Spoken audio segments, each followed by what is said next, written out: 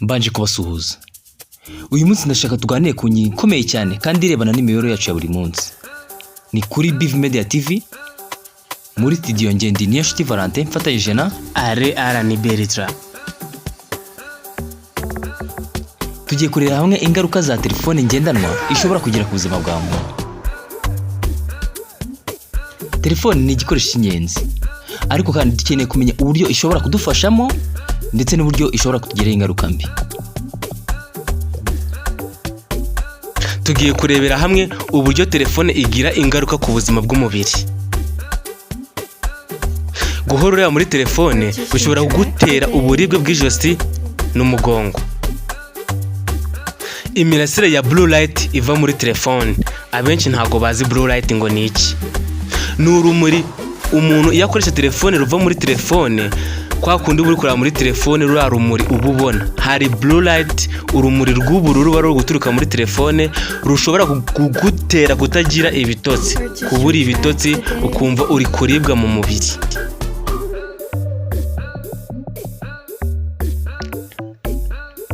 Kumara umwanya munini wicaye ureba muri telefone uterelaxinga ngo uhaguruka ngo byibura ukora utuntu uva ahantu hamwe ujya ahandi, ukamara umwanya gusa wicaye ureba muri telefone bishobora kugutera ibibazo cyane. Hari ukuntu uhaguruka ukumva wagize ibinya, ukumva ufite ikibazo mu mubiri, ukumva wagize isereri. Ibyo byose bishobora kugutera ikibazo, kandi ahanini bishobora kugutera ikibazo ku miterere y'umubiri n'imikaya. Ikindi kandi telefone ishobora kugira ingaruka ku buzima bwo mu mutwe, aribyo bakunze kwita mental health. Gukoresha telefone cyane bishobora gutera umunaniro, kwiheba no kwigunga, cyane cyane ku rubyiruko. Urubyiruko rwo muri minsi rukunze kugereranya ubuzima bwabo n'ubwo abandi babona kuri social media, aribyo bibatera kwiheba no kwigunga, bikabaviramo no kuba bakwiyahura. Tugiye gukomereza ku ngaruka ku mubano n'abantu. Telefone ishobora gutuma tudaha agaciro abo turi kumwe nabo. Kwa kureba muri telefone cyane usa nawe uri busy bishobora kugutera kumva yuko utari kumwe n'umuntu, ntumuha agaciro, ukamwirengagiza cyane kubera ibintu byinshi byakorangaje muri telefone. Ako kanya hari igihe bizakuviramo kuba watandukana n'umuntu cyangwa se ku muntu ku giti cye akabona yuko utamuhaye agaciro. Ibyo byose nibyo bizagukururira kugira ngo mugirane umubano mukeya hagati yanyu. Telefone rero ntago ari nziza mu gihe uri kumwe n'umuntu. Fata akanya gatoya ushyire ku ruhande muganire, igihe nikigera wongere ufate umwanya wayo uwukoresha. Si byiza rero gukoresha telefone mu gihe uri kumwe n'umuntu bidafite agaciro cyane, cyangwa se nta kintu cyadanje ushishikariye mu kureba muri telefone, wenda nk'akazi cyangwa se wenda uri kwandikirana na message na boss wawe. Mu gihe rero uri kureba ibintu by'amafuti, irinde gukoresha telefone uri kumwe n'undi muntu kuko bikuviramo gutandukana nawe. Izindi ngaruka, telefone ishobora gutuma utita ku masomo yawe cyangwa ngo wite ku kazi ukora ka buri munsi. Gukorwa n'imbuga nkoranyambaga bishobora gutuma utita ku masomo cyangwa ku murimo, bigatuma habaho gutsindwa cyangwa hakabaho kudatera imbere. Muri no minsi urubyiruko rwabaswe n'imbuga nkoranyambaga za social media n'izindi mbuga zigiye zitandukanye, aho urubyiruko ruhora ku ma TikTok, ama Instagram, ndetse bigatuma batabasha kuba bakurikirana neza amasomo biga. Cyangwa ugasanga nkawe uvuye mu kazi utashye nimugoroba unaniwe, ujya muri telefone, uraye ku mbuga nkoranyambaga ureba n'iki kigezweho hose, havuzwe iki uyu munsi, ukumva nyine telefone yagera ikakubata neza, ukaba nta kintu cyaguteza imbere watekereza kizima, ahubwo ukabyuka mu gitondo unaniwe, ukaba wakererwa mu kazi, ugasanga boss yagutanze mu kazi, hakabaho kwirukanwa. Ku munyeshuri ho ku kizame hagera ku kizama akibuka bimwe yahoze yiberamo muri telefone nijoro, cyangwa akarara sinzire nawe akaba yabasha kuba atamanaginga neza ibyo yiga, cyangwa umukozi akaba yamanaginga akazi kiwe. Hano bitera ikibazo gikomeye cyane muri society, bigatuma hatabaho iterambere yaba ku gihugu cyangwa kuri wowe ubwawe. So mwifokasinga cyane kuri telefone si nziza cyane. Niba uvuye mu kazi managing igihe cyawe, uvuga ati ndajya kuri phone nk'isaha imwe nduhuke byuke kazi dinomo meze neza cyane. Cyangwa niba uri umunyeshuri nawe ubigire gutyo bizagufasha. Cyangwa ufate telefone yawe ikoreshe mu bintu bizima, uvuga ati ndi gushaka tutorials y'ibintu byamfasha kuba naguma ku kazi cyangwa nakora neza mu kazi. Cyangwa ku munyeshuri abe yahiga bimwe mu bitabo mu byo biga, abashe kuba yazatsinda neza, yige akoresha imbuga apana kumuyobya. Ahangaha bizadufasha muri sosiyete no kuba twatera imbere ku rwego mpuzamahanga, ndetse nawe ubwawe ukaba watera imbere.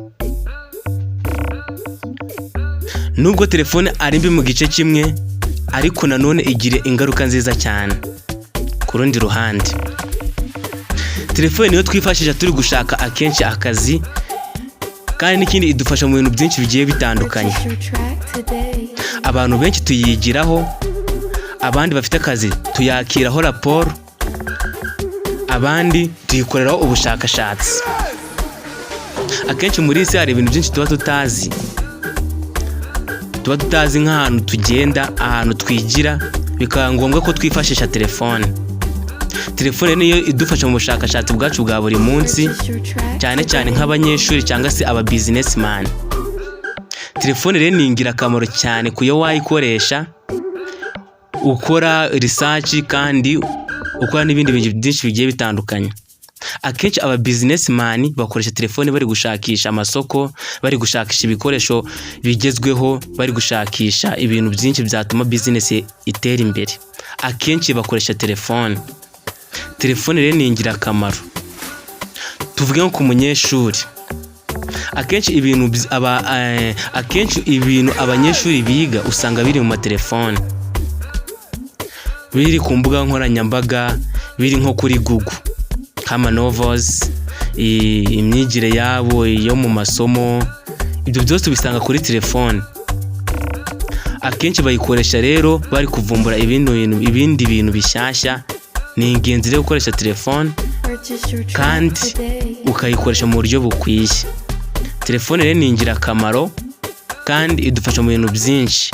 Reka Valente akomerezeho.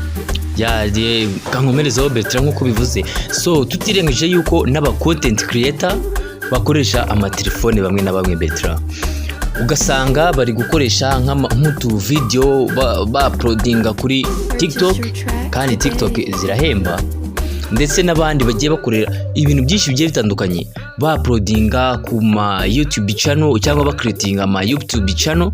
Bertrand bifasha cyane urubyiruko iyo rukoresheje telefone mu buryo bwiza, bikabafasha kwinjiza. Kandi ibyo nanone tubifashamo no kuba tutagomba kubatwa na telefone. Ngiri nama cyane cyane urubyiruko ni ugukoresha telefone mu gihe gikwiye. Mu gusoza, telefone ni igikoresho cyiza kandi gikenewe, ariko ni ngombwa kuyikoresha neza. Dukwiye gushyiraho umwanya wo kuyikoresha no kuyiruhukaho, tukita ku buzima bwacu, ku mibanire yacu n'abandi n'inshingano zacu. Nibwo tuzabasha kuyibyaza umusaruro, aho kugira ngo telefone itugire abacakara bayo. Yari kuri BV Media TV, yari Niyonshuti Valente fatanyije na Arani Bertrand. Mugire umunsi mwiza.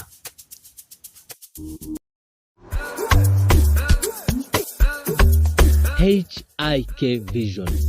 Muri HIK Vision Rwanda CCTV Security System Installation tubafitiye kamera z'ubwoko bwose, harimo Wi-Fi 4G kamera zikoze mu bwoko bw'itara. Izo kamera zigufasha ku buryo abantu batatahura yuko ari kamera, kuko ziba zikoze mu bwoko bw'itara. Dufite na kamera duhuza na phone, ku buryo aho waba uri hose ucunga umutekano w'abawe ndetse n'ibyawe. Tubafitiye kamera za waterproof IP66, aho idakangwa n'ikirere kibi, izuba rikabije ndetse n'urubura. By'umwihariko tubafitiye amakamera ajyamo memory card, ku buryo amashusho utabashije kubona uri ku kazi uyabona bitakugoye. na kamera zifite sipika, ku buryo aho waba uri hose ushobora kuvugana n'abawe, abo ku kazi mutari kumwe. by'akarusho tubafitiye poromosiyo, Tubakorera installation kuri make. dukorera munsi gato yo kwa Makuza. Ku bindi bisobanuro waduhamagara kuri nimero ziri muri screen yawe cyangwa ukatwandikira kuri WhatsApp.